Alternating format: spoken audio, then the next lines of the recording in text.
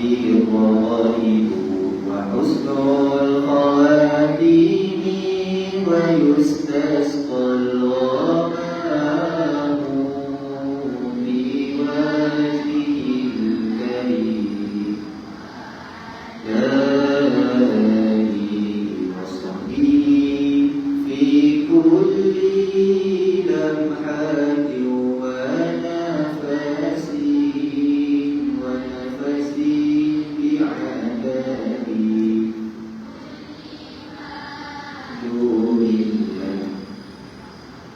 Baik, sebelum Ustaz mula kuliah, Ustaz minta semua masuk ke dalam masjid kecuali yang makzurah sengaja berada di belakang masjid. Duduk molek dan jaga adab dalam majlis ilmu. Tu orang belakang. Belakang tu buat apa belakang?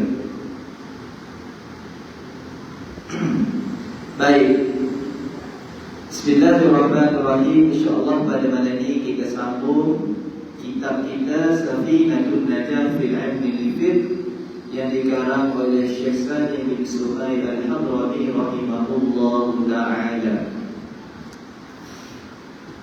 Sebelum Ustaz nak sambung kitab ini, Ustaz nak betul sikit. Bukan minggu lepas, 2 minggu lepas, pada muka surat 3 dan Alhamdulillahirabbil alamin wa bihi nasta'in wa ala umur dunya waddin wa sallallahu ala sayyidina Muhammadin khataman nabiyyin wa alihi wa sahbihi ajma'in wa la hawla wa la quwwata illa billahi al-'aliyyil 'azim. Saya betul apa? Ingat tak kalau tanda lah. Kalau tak ingat hujung, Ustaz akan jawab wala haula wala quwwata illa billahil 'aliyyil 'azim. Maksudnya apa? Wala haula, tidak ada daya, wala quwwata, tidak ada kekuatan, illa billahil 'aliyyil 'azim, kecuali dengan pertolongan Allah yang maha tinggi lagi maha mulia ataupun lagi maha besar. Kemudian Ustaz syarah pula wala haula. Wala haula maksudnya Ustaz kata bahawa ini tidak ada daya apa? Tidak ada daya anil maksiat. Ustaz kata tidak ada daya untuk membuat maksiat. Bukan gitu, silap kata. Wala haula anil maksiat, tidak ada daya untuk meninggalkan maksiat. Kita bukan orang maksiat, kita nak tinggalkan maksiat, betul? Jadi kita ni tak ada daya untuk meninggalkan maksiat kecuali dengan pertolongan Allah. Wala quwwata, kekuatan apa? Kekuatan untuk membuat kebaikan. Dua kali. Wala haula, kita tidak ada daya untuk meninggalkan maksiat. Wala quwwata, dan kita tidak ada kekuatan untuk melakukan kebaikan kecuali dengan pertolongan Allah. Sebab itu kita kena sentiasa minta taufik. Itulah maksud taufik. Taufik ini adalah kemampuan yang Allah beri kepada kita untuk kita taat, untuk kita rajin, untuk kita sentiasa istiqamah beribadah. Boleh? Itulah taufik. Sambung muka surat 4. Kita masih lagi awal kitab. Awal kitab ni dia cerita pasal rukun Islam dan rukun iman. Sambung ikut Ustaz. Qala Syekh Salim rahimahullahu ta'ala. ونفعنا بعلومه في الدارين آمين ونفعنا بعلومه في الدارين آمين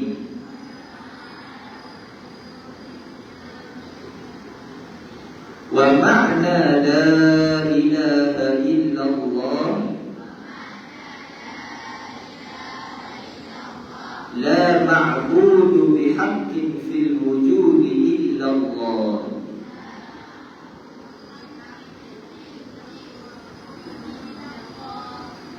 Dan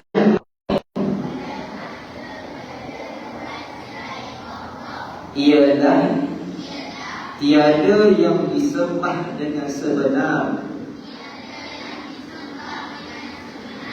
pada ada kecuali Allah.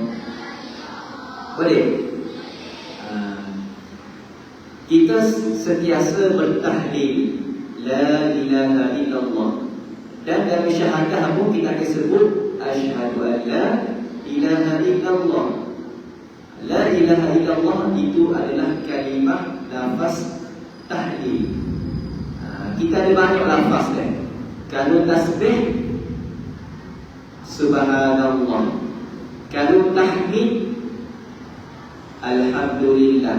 Tahlil La ilaha illallah. Itu antara zikir-zikir. Baik, semua kita tahu maksud La ilaha illallah. Betul? Apa maksud La ilaha illallah? Tiada Tuhan selain Allah.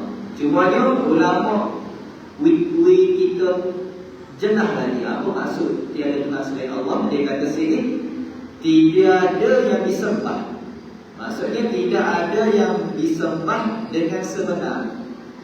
Maksudnya tulis tidak ada yang berhak disembah. Dan tidak ada Tuhan yang kita berhak untuk kita sembah melainkan siapa? Allah sahaja. Boleh? Orang bukan Islam dia sembah agama macam-macam tau. Ada agama dia sembah patung. Ada agama dia sembah agama sembah api lah, sembah matahari lah, sembah orang lah, sembah buku lah. Apa? Dia beranggap benda-benda tu patung itu Tuhan. Adakah betul? Dia yakinkah itu Tuhan? Apa dia salah? Sebab tu bukan Tuhan yang sebenar. Tuhan yang sebenarnya adalah Allah sahaja. Boleh? Okey, beres. Sambung ikut Ustaz. Alamatul bulughi salasun. Tamamu 15 sanatan fi zakari wal unsa. والاحتلام في الذكر والأنثى ل9 سنين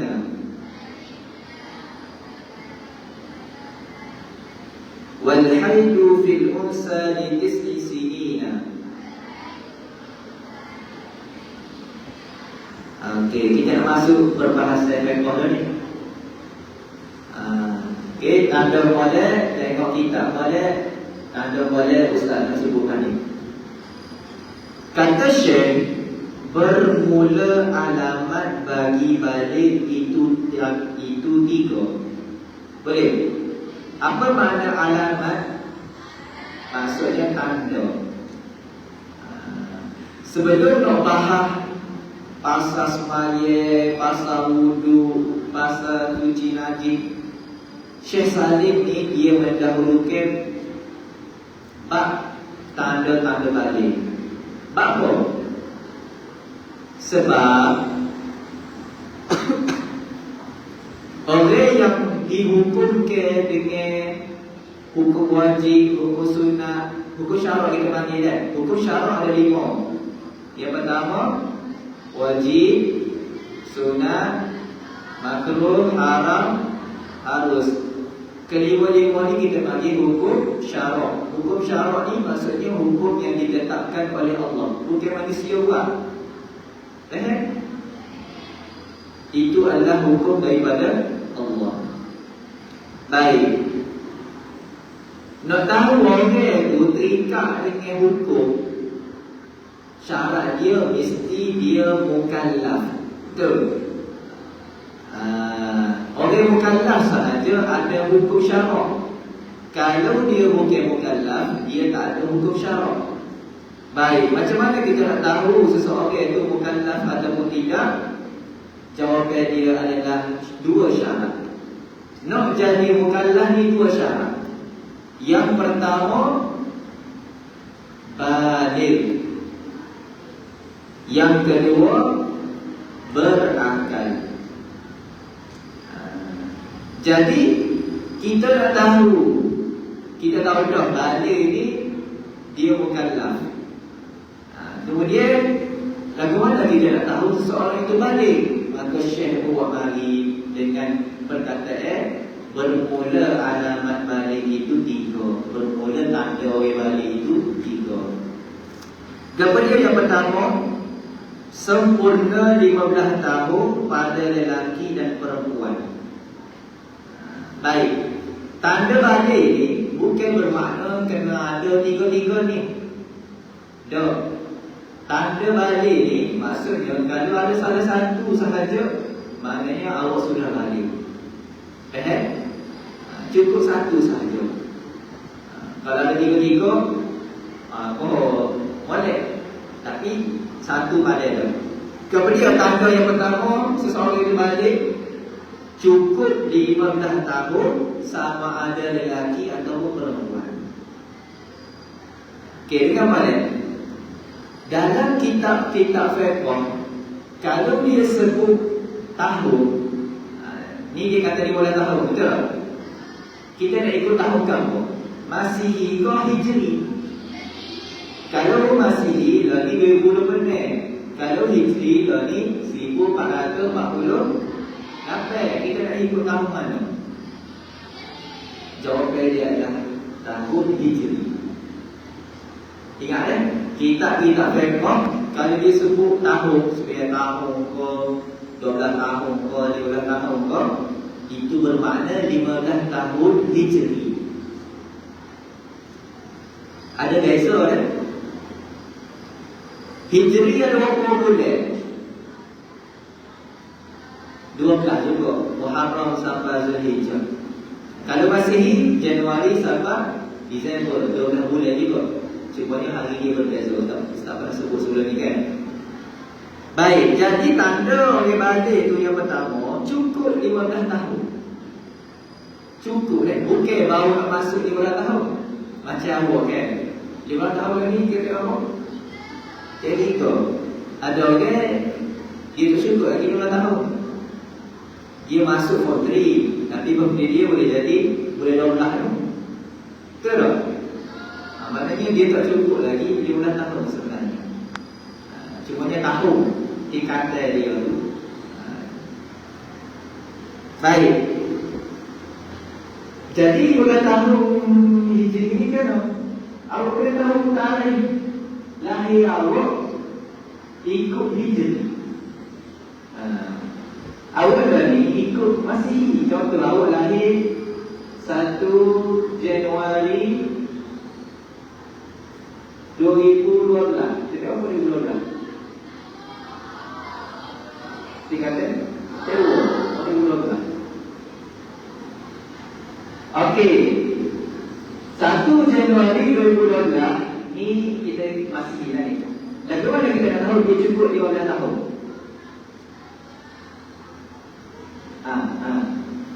Tahun bila? 1 Januari 2000 berapa? 2000 berapa? Cukup 16. 12, 13, 14, 15, 16, 17. 2017, betul? Bermakna 2017 dia cukup 5 tahun baru. 2027 mas. Saya nak kira 2027 bermakna dia dah cukup 15 tahun. 2012 jadi apa? Kita dua. Jadi 20 minit. Tahu tak? Hasillah.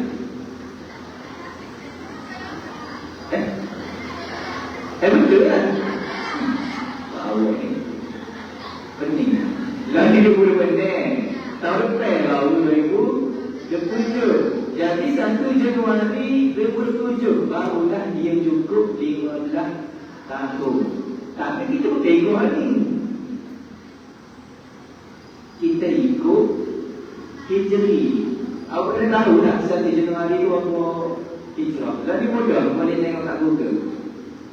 Awak cek Google tukar tarikh lahir, tukar tarikh Masihi kepada Hijri. Awak masuk 1 Januari, awak akan tahu hari lahir awak bila. Contohlah 1 Januari ni sedang ada 1 Ramadan. 1 Ramadan 1440 contohlah.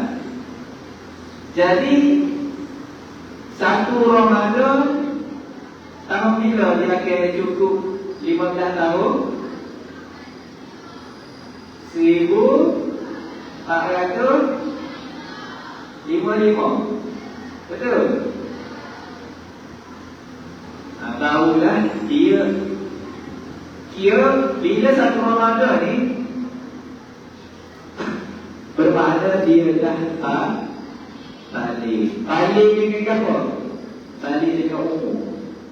Jadi orang yang cukup 15 tahun wajib balik. Tak adalah istilah form 4 tak balik lagi, form 5 tak balik lagi, internet tak balik lagi. Bila cukup 15 tahun memang confirm dia sudah balik. Walaupun tak usah lihat, walaupun 15 tahun ni dia tak keluar air lagi kalau perempuan, ataupun 15 tahun ni tak keluar lagi air mani bagi lelaki, tetap juga balik. Apa?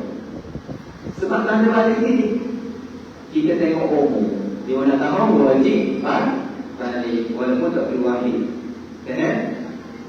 Itu yang pertama. Yang kedua, tanda balik yang kedua, dan bermimpi pada lelaki dan perempuan bagi yang berumur 9 tahun. Boleh? Ini tanda yang kedua, iaitu bermimpi. Baik, awak kena faham balik. Syekh Salim ni dia ayat kiasan dah. Makna sebenar bukan mimpi. Makna sebenar adalah keluar air mani. Sebab kebiasaan lelaki dia balik dengan bermimpi. Dan mimpi itu menyebabkan dia keluar air mani. Jadi bukan mimpi jadi balik. Sebab mimpi dia macam mimpi hantu lah. Cakap mimpi hantu balik. Jadi maksud sebenarnya adalah keluar air mani. Disebut yang mimpi, tapi maksud sebenarnya adalah keluar air mani. Contoh, tak mimpi pun tapi keluar air mani juga, balik juga. Mimpi itu bukan syarat. Kalau syaratnya adalah keluar air mani. Dan ulama mazhab Syafi'i kata keluar air mani ini bukan lelaki saja, perempuan juga. Jadi lelaki atau perempuan yang keluar air mani, maka dia sudah balik. Bila sudah balik, sudah mukallaf. Bila sudah mukallaf, maka wajib semaya. Boleh. Orang yang belum balik tak wajib lagi semaya. Apa? Tapi mimpi ni ataupun keluar air mani ni mesti pada umur 9 tahun ke atas. Boleh? 9 tahun ke atas. Contoh, ada budak lelaki umur 8 tahun mimpi keluar air mani, balik tak? Kita tak boleh kata dia balik dan dia belum balik lagi. Sebab apa? Dia keluar mani sebab dia keluar mani pada umur 8 tahun. Nak balik mesti keluar mani pada umur 9 tahun ke atas. Faham? Mesti. Jadi tak ada istilah 7 tahun dah balik, 8 tahun dah balik. Mustahil. Kalau keluar juga bukan balik. Begitu juga nanti yang disebut. Boleh? Baik. Air mani ni ulama sebut dia ada doktor, dia ada sifat dia lah. Dan antara dia sebut ma'u abiyah. Air mani ni air putih. Dia bukan putih jenis, dia putih susu gitu. Lepas tu sifat dia sahih, melekit. Dan sifat dia gapo istilah dia tadafuk, iaitu dia akan keluar memacu. Dan bau dia ulama kata ajilul bul, bau seperti tepung. Tu ciri-ciri air mani. Okey, habis. Tanda balik yang kedua. Seterusnya tanda balik yang ketiga. Berasa tak? 1 dan 2 ni laki dan perempuan. Tapi yang ketiga ni khusus untuk perempuan sahaja, laki ada. Dan haid bagi perempuan bagi umur 9 tahun. Apa? Keluar haid pada umur 9 tahun ke atas barulah dihukumkan balik. Ustaz pernah ditanya, ada yang tanya Ustaz, adik dia keluar dalam umur 7 tahun. Lalu mana? Lepas tu saya kata itu mungkin darah haid dan adik awak belum lagi balik. Sebab nak balik mesti 9 tahun ke atas. Faham? Jadi darah tu apa? Darah istihad, istihadah. Jelas? Baik. Tengok balik. Boleh balik. Ada balik yang pertama cukup 15 tahun bagi lelaki dan perempuan. 15 tahun tu mesti 15 cukup, sempurna. Yang kedua, mimpi. Bukan mimpi, keluar air mani lelaki atau perempuan ketika umur 9 tahun. 9 tahun ni bila? 9 tahun cukup. Nombor 3 ni lain sikit. Mungkin awak tak ingat dengar. Dan haid bagi perempuan bagi 9 tahun. Untuk haid ni, dia kata bukan 9 tahun yang tepat. Tidak semestinya 9 tahun cukup. Maksudnya apa? Kalau nak dekat 9 tahun, ada beberapa hari lagi nak cukup 9 tahun, keluar darah, maka dia sudah balik. Jadi awak boleh tulis 9 tahun. Tak, kalau bahasa Arab dia sebut takriban, hampir-hampir 9 tahun gitu. Hampir-hampir 9 tahun untuk perempuan ini. Tapi jadi persoalan lah, kalau 20 hari itu hampir tak? Kalau 10 hari lagi cukup 9 tahun, hampir tak? Maka ulama jelas ada sebut dalam kitab mudahnya. Sesuatu ni ya. Haid ni tanda balik yang ketiga dah. Haid keluar pada umur 9 tahun. 9 tahun ni tak semestinya cukup 9 tahun. Hampir-hampir 9 tahun. Hampir-hampir 9 tahun pun kita boleh kata itu adalah darah haid dan dia adalah balik. Lalu mana nak tahu hampir ataupun tidak hampir? Mudahnya, hampir itu ulama kata lebih kurang 16 hari. Maksudnya 16 hari lagi nak cukup 9 9 tahun. Bila dia dah hari lagi nak cukup 9 tahun, keluar darah, maka darah tu adalah darah haid. Tapi kalau beberapa hari lagi tak sambut berhenti 9 tahun, tiba-tiba keluar darah, adakah dia balik? Jauh. Sebab tahu dia dah hari kalau 15 hari boleh lah, 14 hari kohorika, 13 hari kohorika. Maknanya lebih dah 17, 18, 19 dia tak boleh balik lagi. Okey, contoh. Tak ada contoh ni.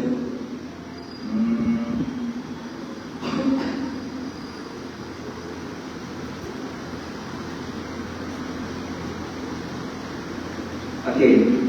1, 2, 3, 4, 5, 6, 7, 8, 9, 10, 11, 12, 13, 14, 15, 16.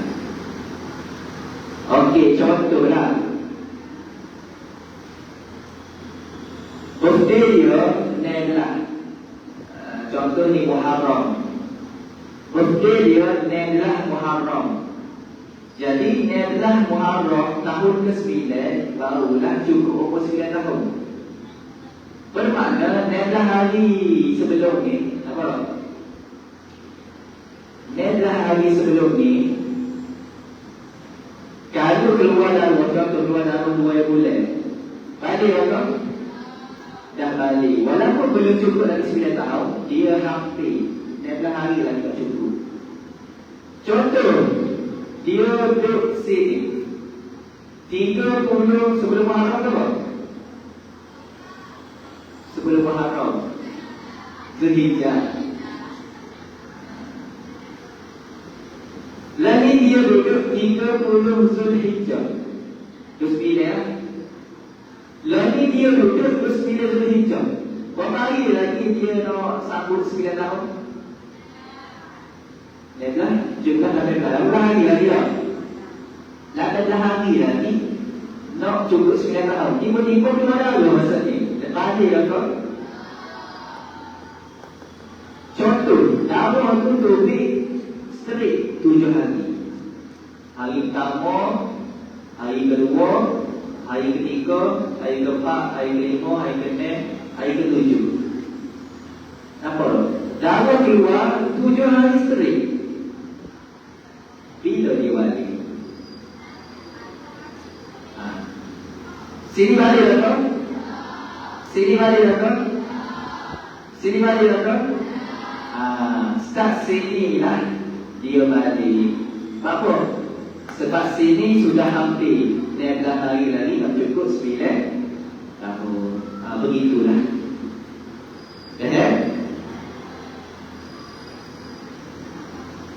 Wallahu subhanahu wa ta'ala a'la wa a'lam bis-shawab. So hadirat ya, satu malam satu tajuk. Yang berikutnya akan masuk tajuk istinja. Cara nak basuh kecil gaya mulut. Kita akan belajar satu-satu supaya kita buat segala kalau ni kait dengan ibadah ni dia betul lah. Kalau tak belajar kita tak tahu. Betul tak? Wallahu a'lam. Ada soalan ke boleh hantar. Semuanya. Hari ni ada pengaji. Mesti dah ada nama lagi. Apalah. Betul. Assalamualaikum Ustaz. Boleh kau duduk masa solat tahajud masjid? Kan Ustaz cakap tahajud masjid dilakukan sebelum duduk dalam masjid. Lepas tu Ustaz cakap juga boleh solat sunat secara duduk. Betul. Semaya sunat, tak kira lah semaya sunat ke apa. Semaya tarawih ke, semaya qabliyah ba'diyah ke, semaya tahajud ke, boleh dia kena duduk. Semaya sunat dia dah boleh duduk. Tapi pahala kurang dah sikit. Pahala dapat separuh ya. Semaya tahajud masjid kita ni disunatkan bila kita masuk. Tapi kalau awak nak sembahyang duduk, boleh kan? Tak masalah. Kalau tak boleh, awak masuk masjid, awak pun duduk. Duduk tu bukan nak kaya. Duduk buat-buat. Lepas tu awak nak sembahyang dalam masjid. Tak boleh lah. Hilanglah kesunahan untuk sembahyang dalam masjid. Sebab asalnya dalam masjid ni sembahyang sebelum duduk. Tapi kalau kita nak sembahyang duduk, boleh tak duduk. Jelas. Ustaz, saya nak tanya ni, kita kena tutup aurat dengan perempuan non-Muslim. Lepas tu contohnya, bila duduk universiti, kita duduk sebilik dengan perempuan Muslim. Jauh yang ni. Do you lah. Kita still kena tutup aurat dengan sempurna. Kau daripada dia, syukur Ustaz. Berdua sanah ilmu. Okey, apa ni? Awak kena tahu lah batas aurat ni dia ada sesama mahram. Sesama mahram antara pusat dan duduk. Lepas tu dengan lelaki ajnabi. Lelaki ajnabi seluruh tubuh kecuali muka dan tangan. Baik. Kalau perempuan dengan perempuan, pusat duduk juga kan? Tapi berbeza kan? Puan, tapi seorang Islam, seorang bukan Islam. Dia aurat dia berasi. Iaitu ulama kata kalau dalam mazhab kita aurat lelaki, aurat perempuan Islam dengan perempuan yang kafir, iaitu bukan kita kena bukan seluruh duduk lah, seluruh tubuh. Tak. Allah SWT jangan takut tunggang tak aurat. Siapa ingat? Tak ada yang kita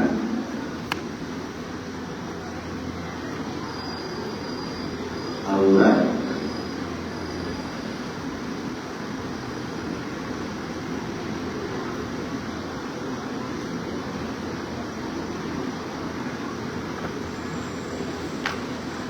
Okey.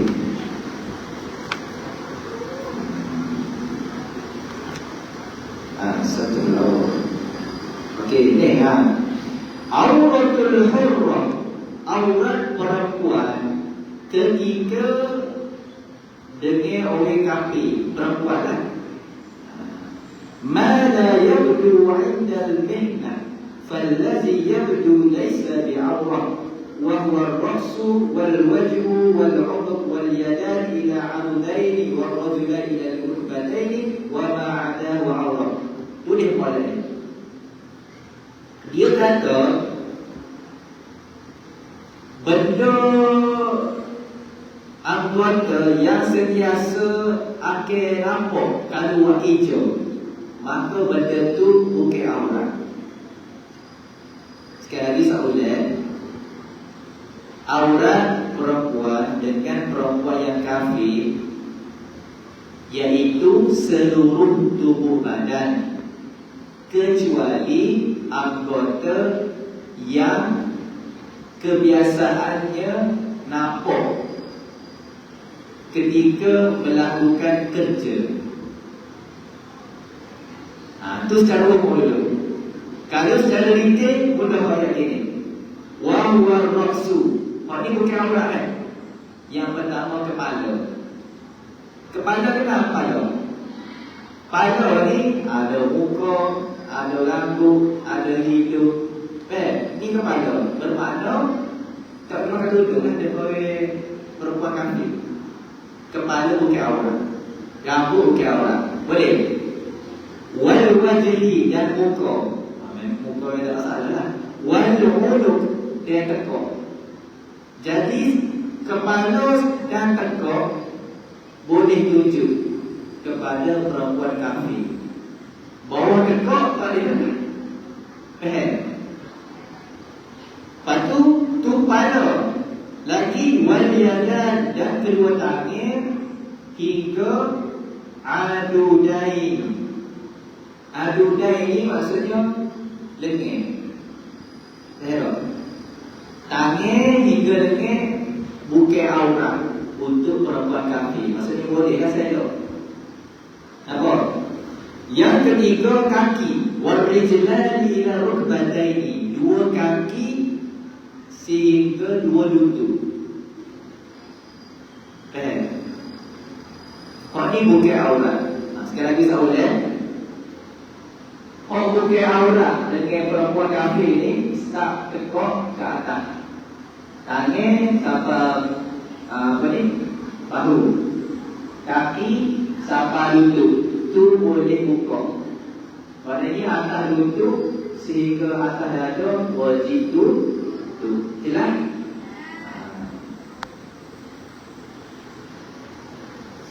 Bagus tanya.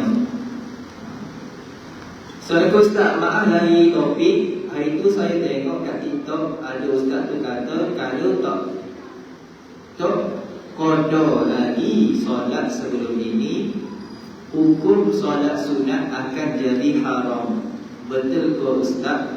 Kalau solat juga tak apa ke ustaz? Waduh. Saya tak ada apa ni. Okey. Nak jelas ustaz buat kita.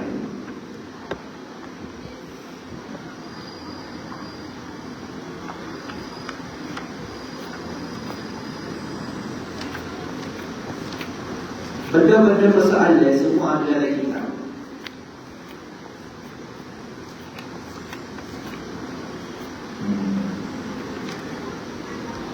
Subhanallah. Sebentar Ustaz, awak puas hati dengan jawapan.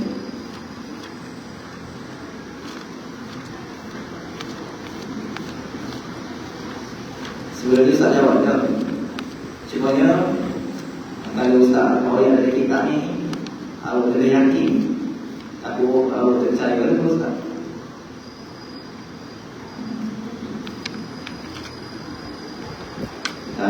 Ke mana? Lepas saya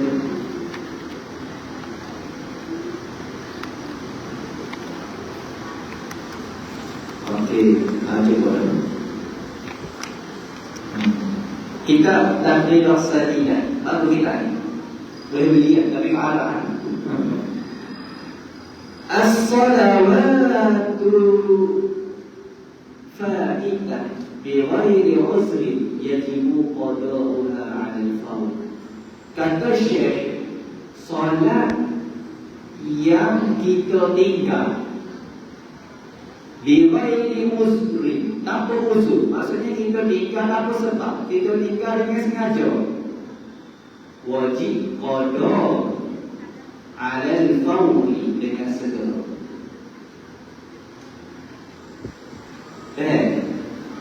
As-salawatul fa'idah bighairi uzrin yajibu qada'uha. Solat yang kita tinggal sebab uzur, bukan uzur ini. Contoh dia tinggal sembahyang sebab tidur. Tidur ni uzur. Bangun-bangun lepas ada waktu. Jadi wajib juga qada. Tapi tak wajib segera.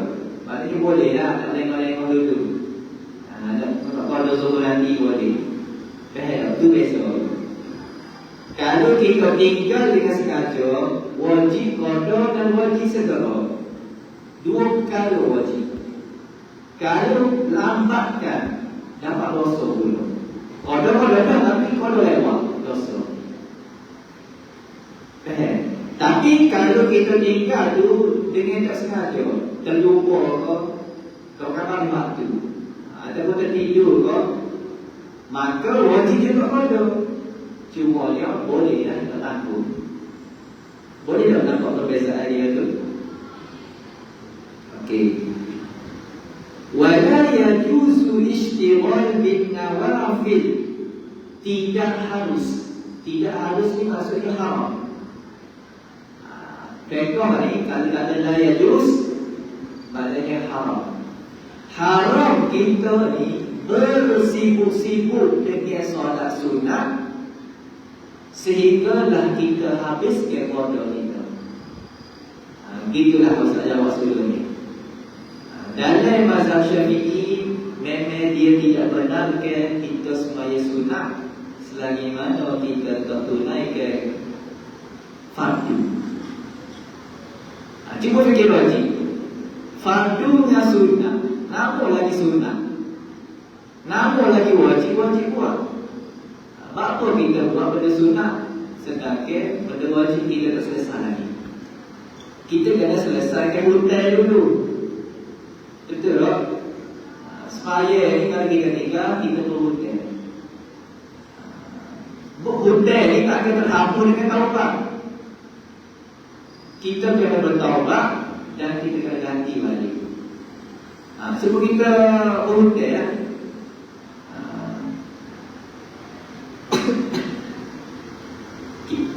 kita bila kita berhutan, kita wajib bayar balik. Betul tak? Itu juga dengan sembahyang. Akan tetapi ada pandangan kedua lah. Pandangan kedua dia kata boleh je sembahyang sunat. Cumanya tindakan itu tak bijak. Kita kena selalu wajib. Okey, contohlah dia tanya tadi, kalau sembahyang sunat juga, jawapan dia sah, dapat pahala. Tak sia-sia ibadah ni. Cumanya itu satu tindakan yang tidak betul. Dia melewatkan order. Jelas? Okey. Soalan seterusnya, maaf lagi topik nak tanya, contohkan kita terketuk dalam mayat. Lepas tu kita pula duduk soft tengah-tengah. Jadi persoalannya tak dosa ke kalau lagu benda okey tengok sembahyang tu. Aduh ya. Contoh awal terbatal sembahyang, boleh ke awal terus ke sembahyang lagi? Haram. Bila kita batal, haram kita terus ke sembahyang. Kita wajib keluar. Asalnya tak boleh lah lalu dia terus sembahyang, tapi darurat. Darurat kan apa lah? Sebab awak batal. Jangan malu. Boleh jadi malu tak? Ikut lah sampai wisata. Wisata baru lah boleh lagi sembahyang. Tak ada gitu. Rasa kita sembahyang tanpa wudu. Tentu juga. Sebab ulama ada ajar. Ni taktik lah. Kalau kita tak say nampak sangat kita ni batal sebab tentu. Lalu mana? Nak keluar tu ulama ajar tutup mulut dengan hidung. Awak tutup mulut dengan hidung. Macam nak untung gitu lah. Berhati tu. Boleh? Kamu mulut. Tu di jalan menuju sikit kan? Tak pun kalau maju tutup muka. Tutup muka dulu. Orang tak cek dah. Betul tak? Pandang. Jadi, maaf lagi topik lagi takut ni. Tapi nak tanya, kalau kita naik ikan dalam masjid dapat pahala walaupun kita tidur sekalipun, betul. Tapi kalau kita tidur macam sujud, batal air solat, dan dia tak ambil air solat ganggu, adakah berdosa Ustaz?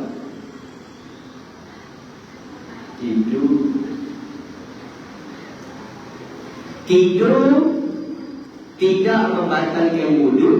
Kalau tidur tu muka awak duduk atas tangan. Kalau tidur muka congek, batal sembahyang. Faham?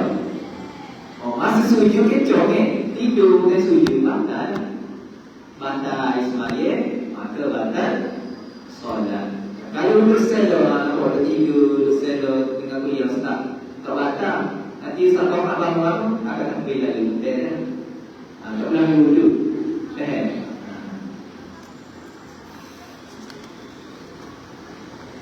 Assalamualaikum Ustaz. Kan orang yang belum balik belum ada dosa pahala. Kalau kita mati dalam keadaan belum balik, adakah terus dimasukkan ke syurga walaupun kita sudah memayis. Betul. Orang yang belum balik, dia tak ada dosa. Suci sesucinya. Bila dia mati sebelum dia balik, dia akan masuk dalam syurga. Kita yang balik guna tentu lagi syurga ataupun neraka. Assalamualaikum warahmatullahi wabarakatuh. Nak tanya, kalau kita tahan ketut mulut, time mayat kuat ketut batal dok. Sesetengah ulama ayat makruh baik, sesetengah ayat tak sah. Jadi mana satu yang betul? Ngaji banyak ni. Mana ulama kata tak batal ni? Tahan. Oh, sila-sila. Lalu. Bukan ketuk. Dia tak ketuk, tapi dia tahan. Dia juga.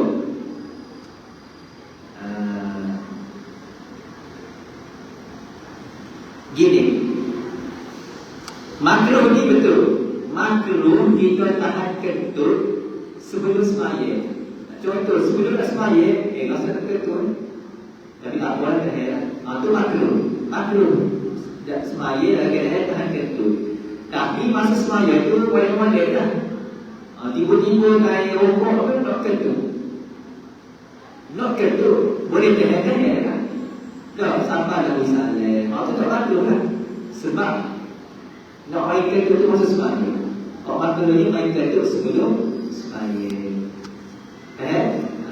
Dia lepas tak ketuk, jadi soal semaya. Contohnya dia terbit juga, maka soalan terakhir, kan waktu Dajjal Allah keluar, semua orang Islam mati. Lepas tu bila Nabi bisa turun untuk berdajjal, adakah orang Islam hidup semula?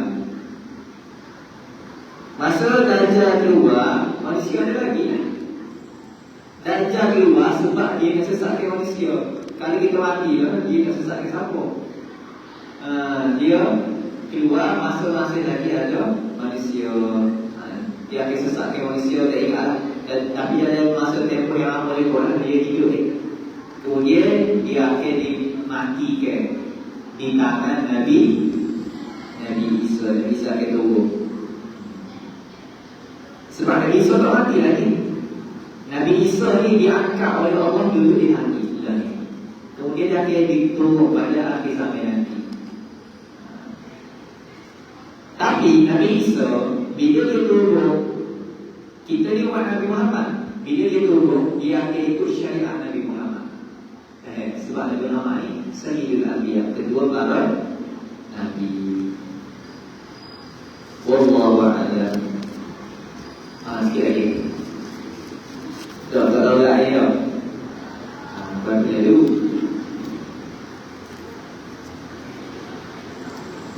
Ustaz, dalam hukum lalu berbagai mayat. Sebenarnya saya tengok lama loyalitas oleh semaya. Astagfirullah. Bak ni ada dalam kitab fiqh di kata 4. Terang, iaitu hukum sutra. Kan ada ayat begini. Hukum melintas lalu demi mayat adalah haram jika dia ada sutra. Atau nama pula sutra. Sutra ni maksudnya penghadap. Biasa kalau awak tengok, kalau dia semaya kan, dia letak bagai depan.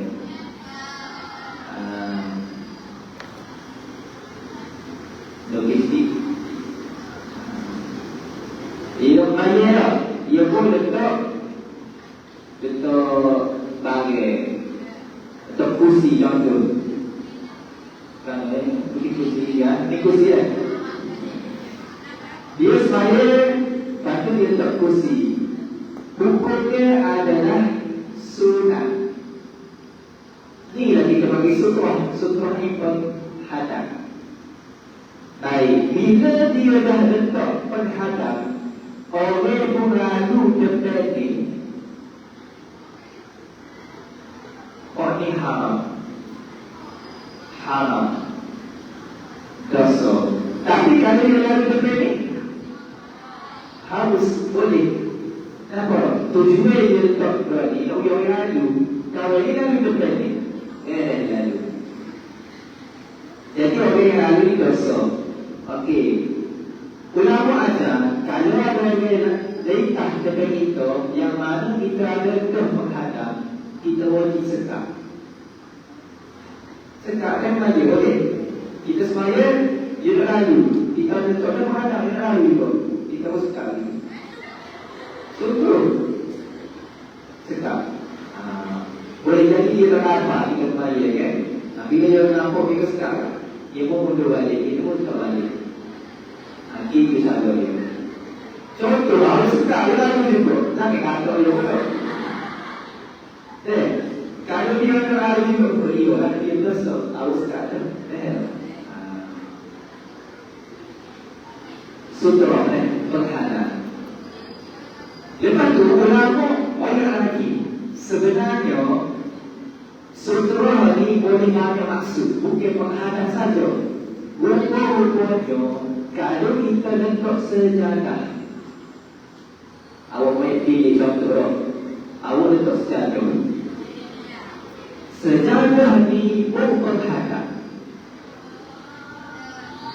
Bila awak dah letak sejadah, orang lalu sini haram tak? Tak. Tapi kalau dia lalu atas sejadah awak, haram. Tak?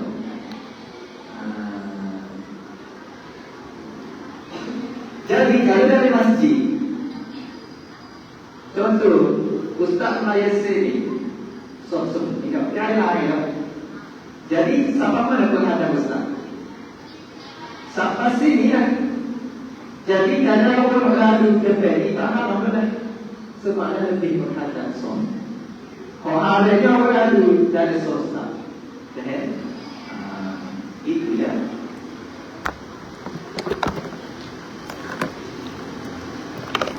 Soalan seterusnya, apa hukum melukis benda cukup sifat?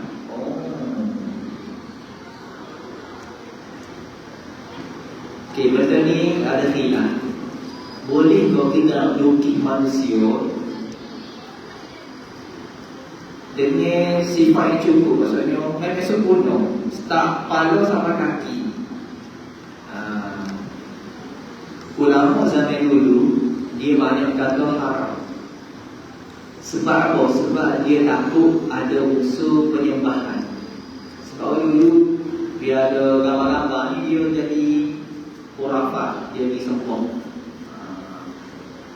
Tapi dah ni dah kan, orang lukis ataupun ambil gambar letak dekat dinding itu bukan sempong, sekadar buat kenangan. Jadi ada ulama terkini dia kata boleh, ulama-ulama dulu dia kata haram. Itulah ada dia. Tapi kalau macam lukis kepala saja, lukis separuh, itu tak masalah. Jelas? Assalamualaikum Ustaz, hari itu saya masbuk zuhur, lepas tu saya perasan imam tinggal tahiyat awal. Ustaz ada apa tu? Bila saya tanya imam tu, buat Ustaz ni, orang ni, dia tak apalah, soalan yang kena ganti dah soalan tu. Baik, kalau mengaji, itu penting ngaji. Nanti kita kena ajar makhluk soalan. Ustaz kita sosok. Bila awak belajar kita ni, semua masalah minggu akan selesai. Awak jadi banyak terkeliru sebab tak belajar dengan betul. Kalau belajar betul, insya-Allah tak masalah. Kerana ni teringat tinggal tahiyat awal. Ustaz sebut sama pada ni, tak apalah. Benda boleh biasalah. Ngaji ni kita boleh betul. Sebelum tahu tak tahu tahiyat awal ni wajib ke tak? Tahiyat awal ni sunnah arba'an. bukan rukun. Jadi kalau tak buat sunat amal, masih lagi solat. Cuma dia kena ganti sujud sahwi. Contoh tak ganti dia buat sujud sahwi dan tak boleh sah. Semua kunut dengan tahiyat awal dia bukan wajib. Kalau tak buat tetap sah. Tapi kalau tinggal sunat sujud sahwi, tapi tak sah juga, ataupun tak ingat juga sujud sahwi, solat juga tetap sah. Jelas? Tapi untuk masalah iman, tak apa kalau ayat detail. Ni seorang berlaku tau. Itu berlaku sekali. Ustaz boleh dulu. Ustaz terbangun. Ustaz kita dulu tak? Depan sujud tu, maknanya Ustaz tanya awal. Ustaz terbangun. Bila Ustaz terbangun, Ustaz khabar. Tinggal kata awal. Adakah Ustaz kena tunggu sebulan? Tidak boleh. Kalau Ustaz tunggu sebulan, maka supaya Ustaz. Maka supaya Ustaz. Maka apa? Kenapa? Sebab kalau Ustaz tak boleh tunggu sebulan, walaupun Ustaz sedar, Ustaz tertinggal, sebab Ustaz sudah berdiri dengan sempurna. Ustaz dah masuk rukun baru. Gini, bila kita dah buat rukun baru, kita tak boleh kembali kepada benda sunat. Kalau Ustaz buat benda rukun, tapi rukun sebelum ni Ustaz tak buat lagi, kena tunggu sebulan. Sebab rukun mana buat. Sunat, kalau kita dah tertinggal, tak apa, abaikan. Tak boleh tinggi sebulan. Sebab tu Ustaz tak tunggu sebulan. Lalu Ustaz ada hari makmum perjalanan. Ahli makmum pula ini. Ahli makmum kita tahu waktu dia semain imam, insyaAllah kita akan masuk. Apa lagi ya? Okey Ali, kalau macam umum. Okey, kalau makmum dia wajib ikut imam. Kalau imam berdiri, awak berdiri awal. Boleh Ustaz tengok dia awal ni. Tapi Ustaz tak tahu, maka wajib awak makmum juga. Tak perlu baca tahiyat awal. Kalau awak baca tahiyat awal sendiri, awak tak ikut Ustaz, walaupun Ustaz tertinggal, awak baca. Apa? Sebab tu peraturan berjemaah, kena ikut tu imam.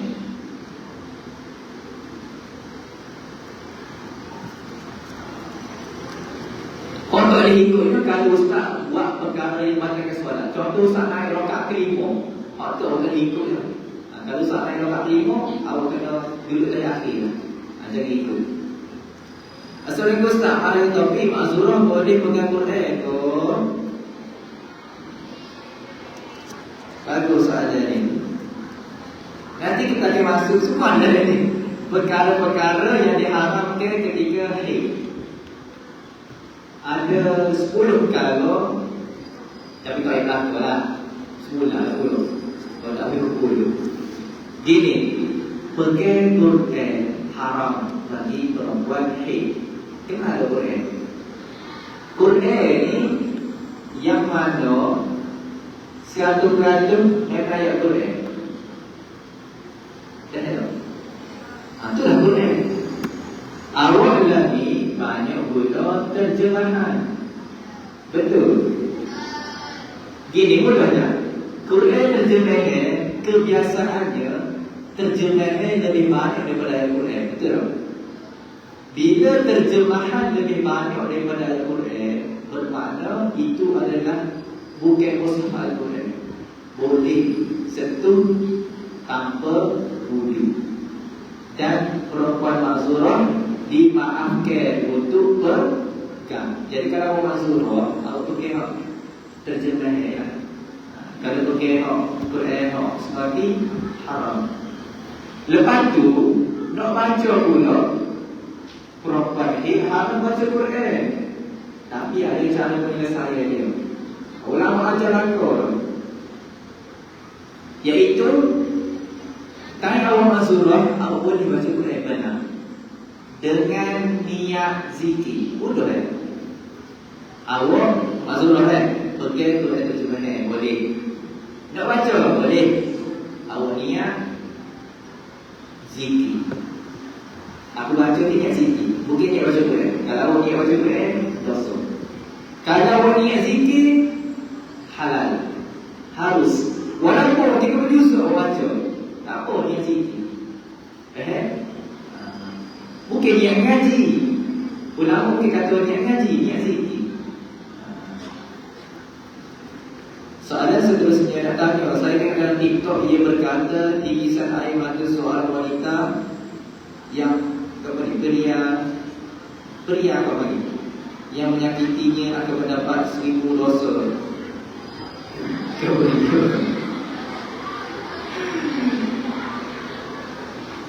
Memanglah menyakiti hati orang dapat dosa. Cuma ni maksud 1000 dosa ni Ustaz tak ingin apa tak tahu kan. Dosa tu ada dosa menyakiti hati orang. Cuma ni 1000 dosa tu kena ada sangka dari ya. Kita mana sebut.